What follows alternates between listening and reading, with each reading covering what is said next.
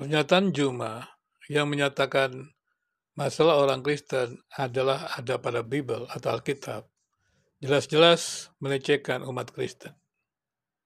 Salah satu kata-kata yang juga melecehkan umat Kristen dan memang juga dipakai oleh mereka-mereka yang disebut bidat Kristen adalah ketika Juma menuduh umat Kristen mainstream atau arus utama menyembah tiga Tuhan. Dia mengatakan Bapa Tuhan, Yesus Tuhan, kemudian Roh Kudus Tuhan.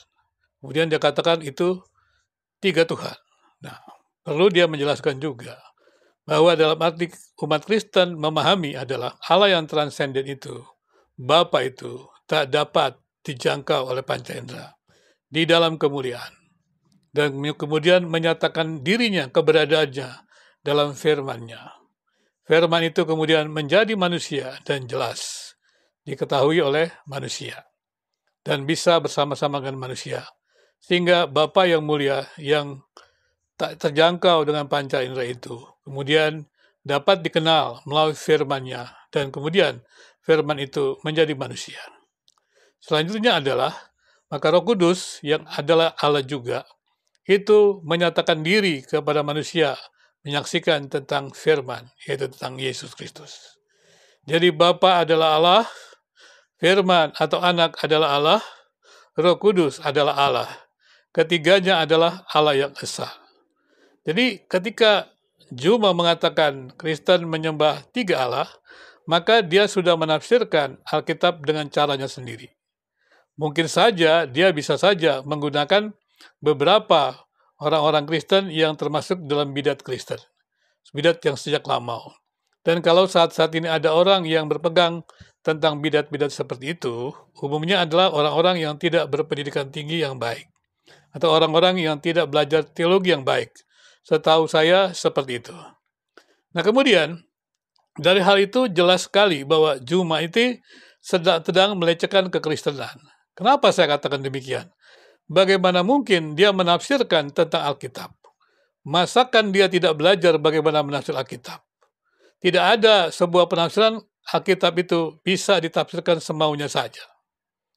Karena ketika teks itu diberikan, ayat-ayat itu diberikan, firman Tuhan itu diberikan, itu berada pada ruang dan waktu.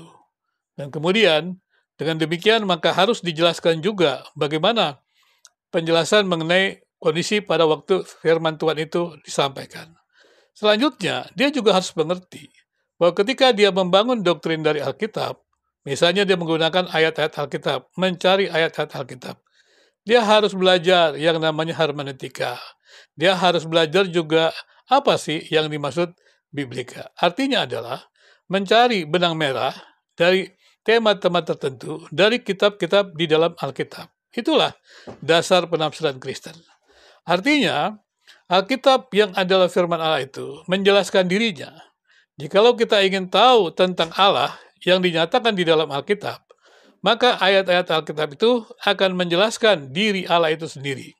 Bagaimana caranya? Itu tadi saya katakan, tema-tema di dalam Alkitab itu ditarik dari kitab-kitab dalam Alkitab itu, dan kemudian di situ akan menjadi jelas apa yang dimaksud dengan tema yang sedang kita bahas itu. Misalnya saja, kita bicara Yesus adalah Tuhan.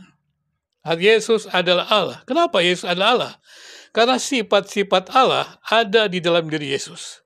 Jadi sifat-sifat eksklusif Allah, sifat-sifat yang hanya ada pada Allah, itu ada di dalam diri Yesus. Contohnya, Yesus itu dia ada bersama dengan Bapa di dalam kekekalan. Yang pertama.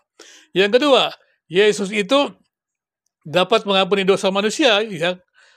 Yang lebih tepatnya adalah dia adalah Maha Hadir, ya. Maha Hadir, dan kemudian dia berarti punya sifat-sifat Allah dan dapat mengampuni dosa manusia. Hanya Allah yang dapat mengampuni dosa manusia.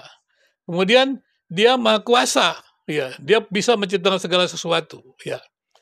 Berarti sifat-sifat Allah yang eksklusif yang ada pada Allah itu, yaitu Maha Hadir, Maha Kuasa, Maha Tahu, dapat mengampuni dosa, itu hanyalah milik Allah. Nah, kalau sifat-sifat itu milik Yesus, maka dapat dikatakan Yesus adalah Allah. Jadi Yesus tidak perlu, "Sembahlah aku Tuhan, sembahlah aku Allah." Karena sifat-sifat Yesus yang dinyatakan di dalam dirinya, yang tidak ada maksudnya pada manusia lain, kecuali hanya pada Allah, itu jelas menunjukkan bahwa Yesus adalah Allah. Jadi ketika Juma menafsirkan Alkitab dengan seenaknya saja, menurut saya ini juga pelecehan terhadap Kristen mainstream. Bisa saja ada bidat-bidat Kristen yang seperti itu yang dia contoh, tetapi itu bukan Kristen arus utama. Dalam sejarah kekristenan, ya arus utama, masalah Allah Tritunggal, Allah yang esa itu bukan sebuah masalah. Karena itu saya pikir pemerintah perlu juga melakukan peninjauan kembali, tokoh-tokoh agama Islam juga meninjau kembali mengenai Juma ini, sertifikasinya bagaimana, apakah dia layak untuk berbicara tentang Kristen.